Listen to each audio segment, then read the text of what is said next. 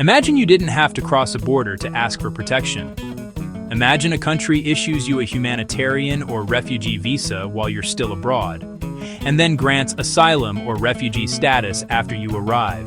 That system exists. Today, on Nick Zad Immigration, I'm mapping the countries that do it. Stay with me, screenshot the parts that matter, and share this with someone who needs a safe, legal route. Hit subscribe so you don't miss updates.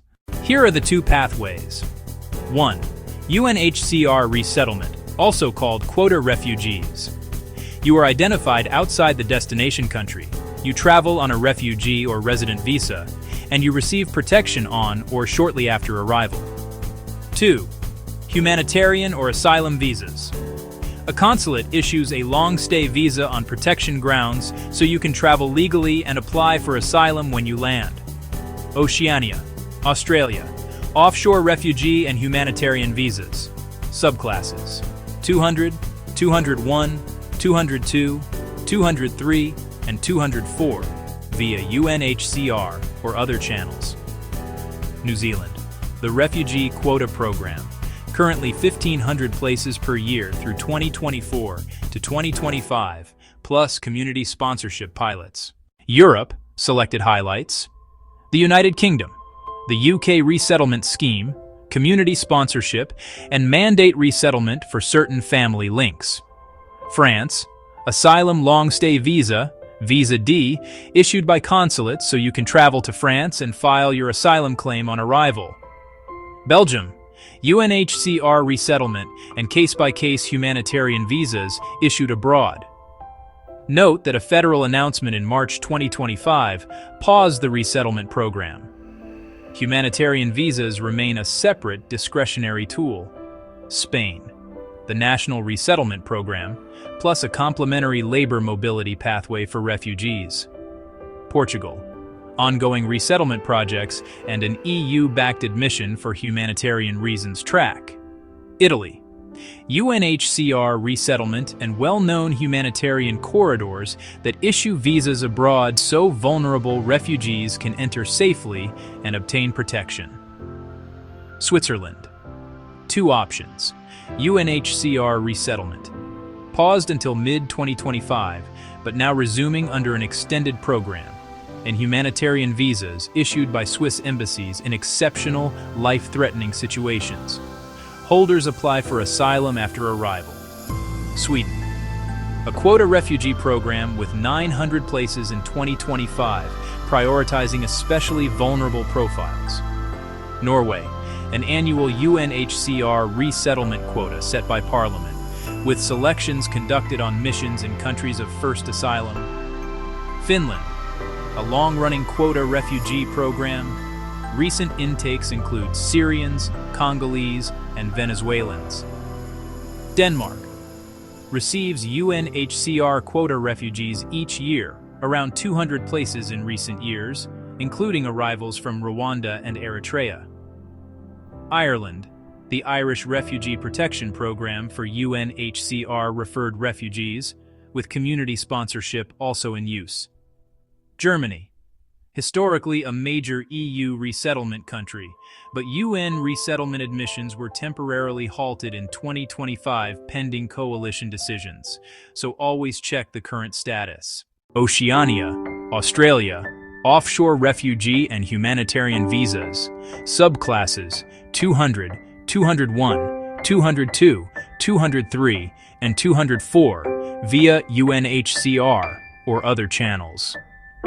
New Zealand, the Refugee Quota Program, currently 1,500 places per year through 2024 to 2025, plus community sponsorship pilots.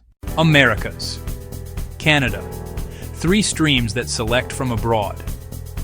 Government-assisted refugees via UNHCR and partner organizations, private sponsorship of refugees, and the blended visa office-referred program. Note that some private sponsorship sponsor types have a temporary intake pause until December 31st, 2025, while existing files continue processing and arrivals continue.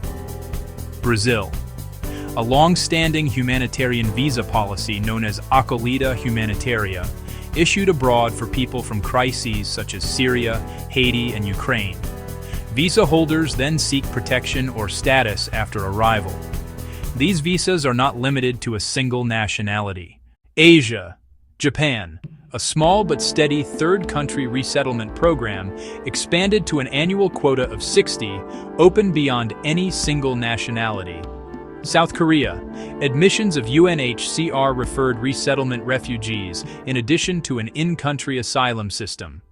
Important policy shifts in 2025. The United States, historically the largest resettlement country under USRAP, but an executive order on January 20th, 2025 sought to suspend refugee admissions. A federal judge in Seattle blocked the indefinite suspension, and since then there have been legal challenges and operational stop-starts.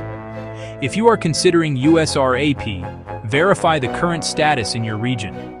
Germany and Belgium both announced pauses to parts of their resettlement admissions in 2025. Always check for updates before relying on these routes.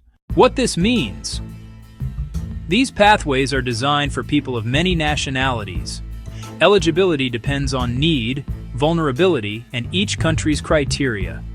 The European Union now also has a common regulation on resettlement and humanitarian admission that frames these programs across member states.